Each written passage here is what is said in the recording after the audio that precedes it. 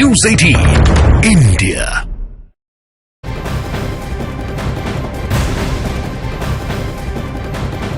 America को Iran से बहुत बड़ी धमकी मिली है। ईरान ने कहा है कि अमेरिका की सर्जिकल स्ट्राइक वाले हमलों के खिलाफ हैं। और अब अमेरिका के इस अटैक के बाद आग और ज्यादा भड़केगी। अमेरिका ने अपने मिलिट्री बेस पर हमले के बाद जवाबी कार्रवाई में इराक और सीरिया के अंदर 85 टारगेट पर बम गिराए हैं। ये हमले जिन अड्डों पर किए गए हैं वहां ईरान के समर्थक वाले गुटों का ठिकाना बताया जाता है। इब्राहिम रईसी ने यह भी कहा है कि ईरान पर कोई हमला करेगा तो उसका मुंह तोड़ जवाब दिया जाएगा। अब साफ तौर से ईरान का ये कहना है कि अमेरिका ने उसके समर्थित गुटों पर हमला करके बहुत बड़ी गलती कर दी है। और अब इसे लेकर अमेरिका के खिलाफ पश्चिम एशिया में गुस्सा बढ़ता जा रहा है। इस वक्त पश्चिम एशिया में नए युद्ध के हालात साफ साफ नजर आ रहे हैं। पूरे पश्चिम एशिया में अमेरिका के बहुत से अड्डे हैं और यहाँ अमेरिका के करीब 40 सैनिक तैनात हैं। और अब ईरान की डायरेक्ट धमकी के बाद बाइडेन को भी महसूस हो रहा है कि उनके अड्डों पर बड़ा हमला हो सकता है। सवाल है कि क्या ईरान बहुत जल्दी अमेरिका के मिलिट्री बेस पर बड़े हमलों को अंजाम देने जा रहा है।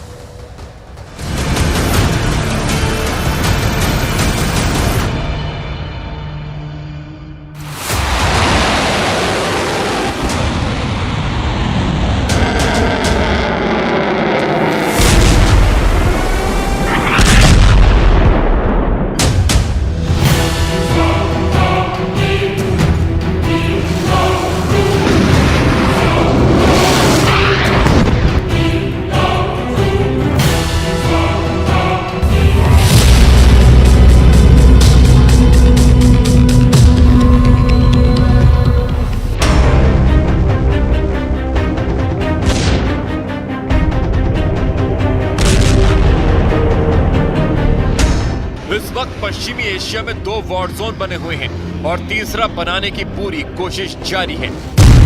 पहला गाजा है, जहां इजराइल करीब 4 महीने से 2400 घंटे बमबारी कर रहा है। इन हमलों में 26,000 से ज्यादा लोगों की मौत हो चुकी है। इनमें बच्चे और महिलाओं की तादाद आधी से भी ज्यादा है।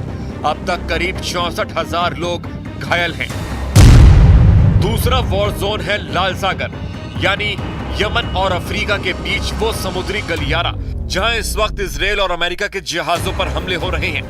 यमन के हूती विद्रोहियों ने अमेरिका और इजराइल के हर जहाज को तब तक टारगेट करने की धमकी दी है जब तक इजराइल गाजा पर बमबारी नहीं रोकता है। तीसरा वॉर जोन ईरान और अमेरिका के बीच बनता हुआ नजर आ रहा है, लेकिन सवाल है कि ये लड़ाई ईरान हमले के साथ शुरू होगी। ما طبیعتاً هر حرکتی رو علیه جبهه مقاومت محکوم میدونیم و مطرود میدونیم و محکوم میکنیم। इसीलिए बाइडेन और रईसी दोनों एक दूसरे के खिलाफ खड़े हुए नजर आ रहे हैं और उनके चारों तरफ युद्ध का माहौल साफ साफ नजर आ रहा है। इसमें मिसाइल भी है, इसमें टैंक भी है, इसमें ड्रोन भी है, इसमें स्पेशल फोर्स का ऑपरेशन भी है। बाइडेन इस वक्त अपने तरकश में हर वो हथियार देखना चाहते हैं जो उन्हें इजराइल के खिलाफ ऐसा युद्ध लड़ने की ताकत दे जिससे अमेरिका और खाड़ी में उसके दोस्तों को भी कम से कम नुकसान हो।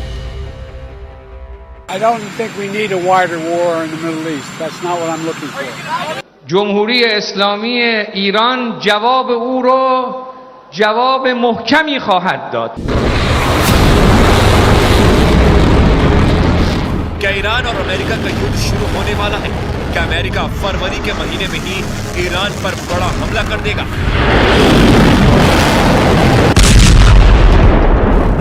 सवाल है कि रूस क्या करेगा, इजराइल क्या करेगा, नाटो का रुख क्या होगा?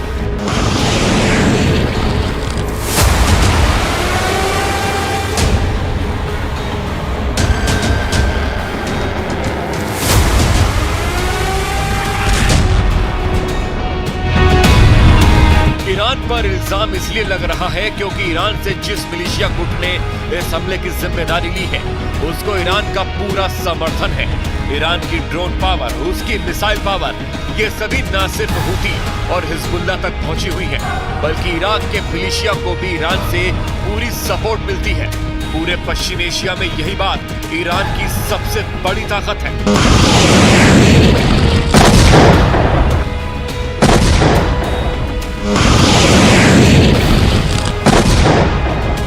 Iran continues to destabilize the region. This includes backing terrorists who attack our ships in the Red Sea and the US is leading international efforts to end these attacks.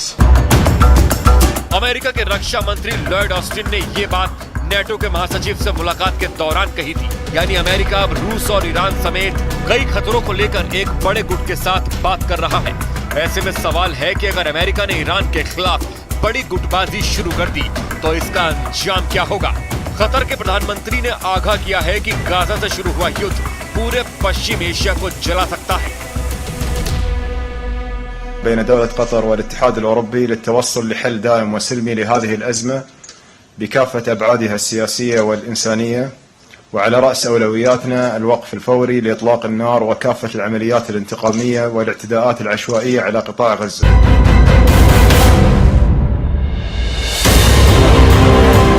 Gaza में Israel की बमबारी के बाद चिंगारी Lebanon पहुंच सकती है।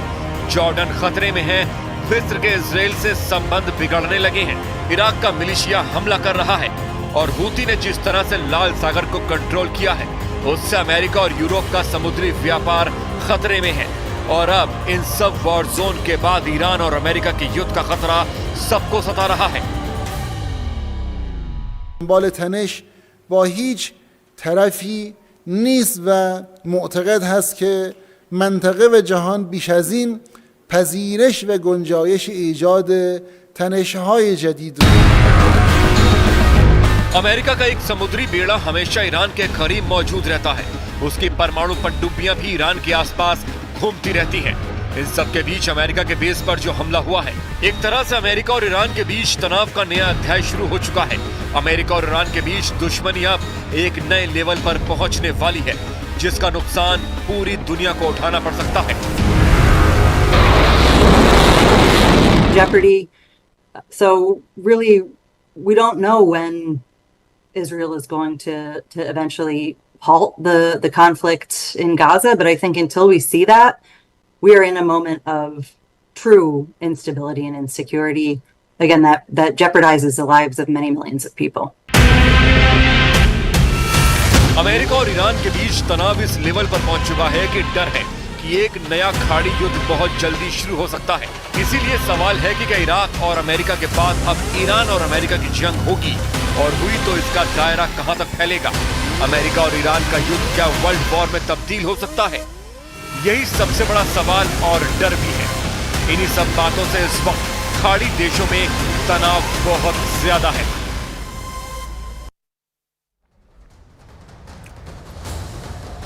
और इंडी गठबंधन का क्या होगा, जबकि हर दूसरी पार्टी या तो बगावत यहां पर कर चुकी है, गठबंधन छोड़ चुकी है या छोड़ने की तैयारी में है। ममता बनर्जी अपनी राह निकाल चुकी हैं। नीतीश कुमार एक बार फिर पलट चुके हैं। केजरीवाल दिल्ली और पंजाब में कांग्रेस की मांग पूरी करने के लिए तैयार नहीं है। तो सवाल है फिर इंडी गठबंधन का क्या होगा?